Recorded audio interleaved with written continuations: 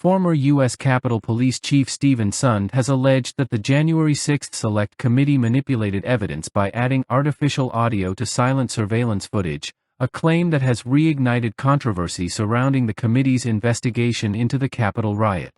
Sund, who led the Capitol Police during the events of January 6, 2021, made these assertions during an interview at CPAC, where he detailed what he described as a concerted effort to shape the narrative around the attack.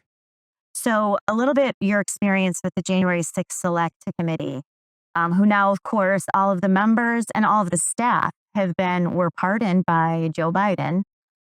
So no one can be held accountable for the destruction of evidence, tampering with witnesses such as Cassidy Hutchinson, and other malfeasance that we know actually happened with that committee.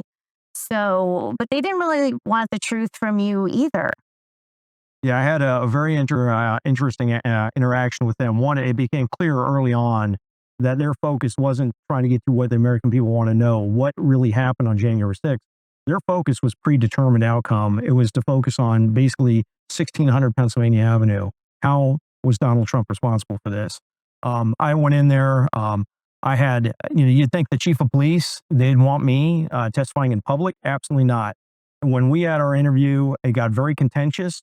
When I repeatedly tried to refer them back to my responsibility to go through the Capitol Police Board to get assistance for my men and women and how I did that in advance of January 6th, they wanted no part of that. They did not want you, the American people, to know that I had gone out of my way to try and bring in resources to protect the United States Capitol. And then it got, like I said, it got contentious. It was a 6-hour interview. You didn't see a word of that on TV. That was, I thought was concerning. That made me realize real quick that they weren't looking for the truth. And then when you watch, a lot of people are like watching some of the videotape, and I've heard this brought up that, hey, what's going on with some of the sound that was imported on some of the internal videotape? The cameras inside the Capitol do not have sound. They imported other riotous sounds, other demonstrations, other riots into that.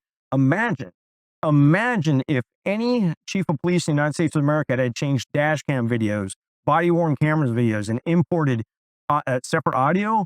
What do you think would happen? You'd lose all distrust. So when you look at Biden pardoning the January 6th committee, one, committees on Capitol Hill already have certain levels of protection.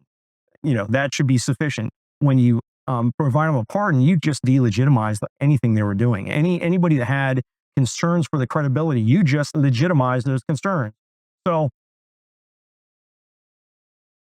I think that was I think that was a disservice, but their focus wasn't getting to the truth.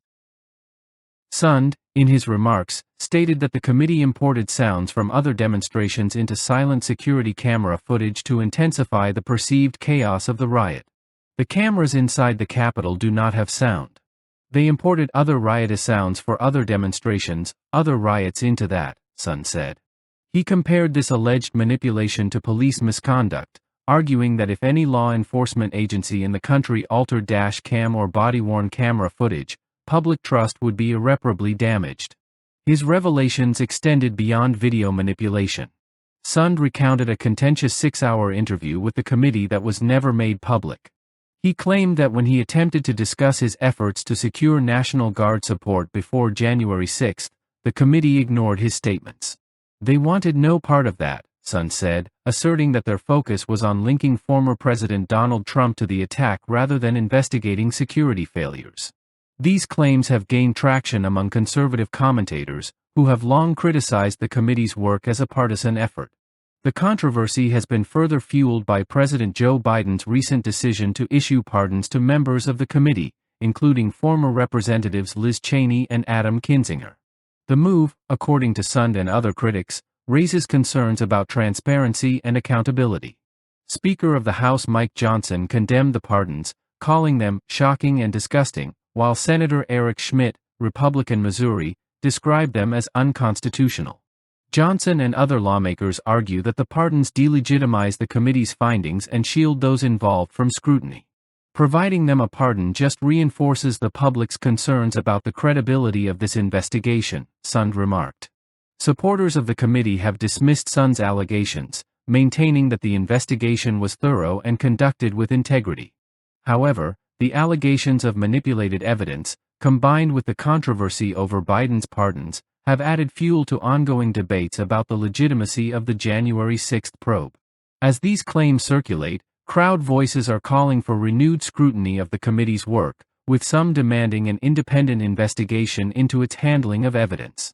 The accusations and their implications continue to deepen political divisions over the events of January 6 and their aftermath, as both sides struggle to control the narrative surrounding one of the most contentious moments in recent American history.